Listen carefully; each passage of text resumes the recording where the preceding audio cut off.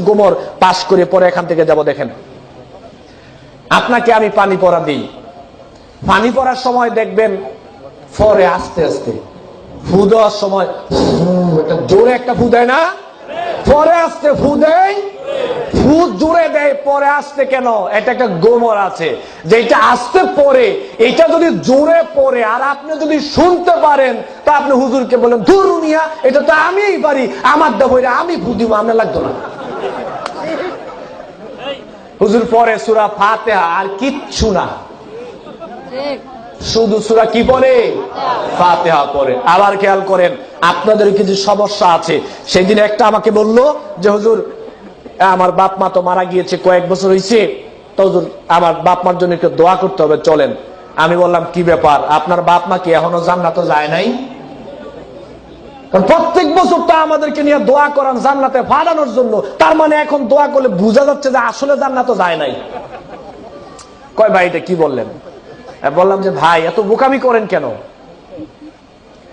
আপনার বাপ মার জন্য আমি কাবা ঘরের ইমাম সাহেব হতে পারি, আপনার বাপ মার জন্য কাবা ঘরের ইমাম সাহেব যদি দোয়া করে দোয়া কবুল হবে কোনো গ্যারান্টি নাই। হতেও পারে আবার নাও, কিন্তু সন্তান বাপ মার জন্য দোয়া করলে দোয়া কবুল হবে একেবারে 100% গ্যারান্টি।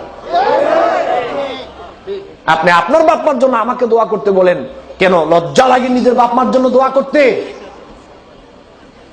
আচ্ছা, আরো কথা, এবার আপনি দেখেন কতগুলো ঝামেলা এখানে। আপনি আমাকে বললেন দোয়া করার জন্য, আচ্ছা ঠিক আছে আপনার বাপ মার জন্য আমি দোয়া করব। এবার আপনি আমাকে বাড়িতে নিয়ে গেলেন খাওয়ানোর জন্য, এবার বাড়িতে পেট ভরে খাওয়াইলেন, খাওয়ানোর পরে এবার আমি আপনার বাপ মার জন্য দোয়া করছি, আপনার সামনে খাড়া। বাস্তবতা বাংলাদেশে যা চলেছে এখন চলছে, আপনার সামনে খাড়া, এখন আমি আপনার বাপ মার জন্য দোয়া করছি।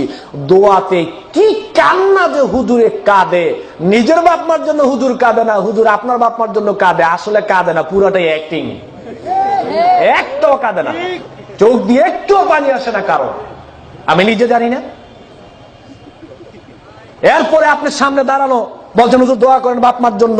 এই যে দোয়া ধরে 15 মিনিট আপনার সামনে হুজুর আপনাকে আপনার বাপ মার জন্য দোয়া করছে, কি সুন্দর দোয়া যে করছে, একেবারে দোয়া করতে করতে এমন অবস্থা হয়েছে যে বুঝা গেলাইছে মনে হয় জান্নাত গেছে, আরেকটু বাকি আছে। এই যে দোয়াগুলো বললো একটাও দোয়া না, সব খালি আপনারা ফার্ম দিছে, কিছুক্ষণ পরে তো পকেটটা ভরে দিতে হবে। কেন বলছি কথাটা দেখেন, এই কথাটা বলতাম না। হুজুরের বাপ মার জন্য দোয়া করাইতে গিয়ে কয়দিন আপনাদেরকে দাওয়াত দেওয়া হয়েছে? কেন খাওয়ায় না? হুজুরের বাপ মার জন্য দোয়া করার জন্য কেন আপনাদেরকে একদিনে দাওয়াত দেওয়া হয় না? আমরা হুজুররা ভালো করে জানি আমগো বাপ মার জন্য আমগো দোয়াটাই কাজে আসবে, আমনে করে আসবে না।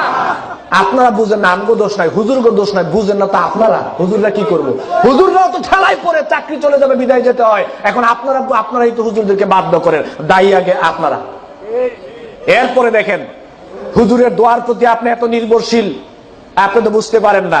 আমি বক্তব্য দিচ্ছি, আপনি জানেন আমার ইনকামটা হালাল না হারাম? জানেন আমার ইনকাম হারাম হলে মরার আগ পর্যন্ত দোয়া করলে আমি দোয়া, আমার হুজুরের দোয়া কবুল হবে না। আমি অনেক বড় বক্তা হতে পারি, কিন্তু আমার ইনকামটা যদি হারাম হয়, আমার নিজের বেলায় তো আমার দোয়া কবুল হবে না, আপনার বাপেটা তো পরের বেলায় আছে। আপনি জানেন আমি শিরিক করি কিনা? জানেন আপনি আমি শিরিক করলে আমার দোয়া কবুল হবে না, মৃত্যুর আগ পর্যন্ত দোয়া করলে দোয়া কবুল হবে না। আমি বিদআত করি কিনা আপনি জানেন? আমার বাপ মার সাথে সম্পর্ক ভালো না মন্দ আপনি জানেন? বাপ মার সাথে যদি আমি হুজুরের সম্পর্ক ভালো না থাকে, আমি হুজুর সারাদিন দোয়া করলে দোয়া কবুল হবে না।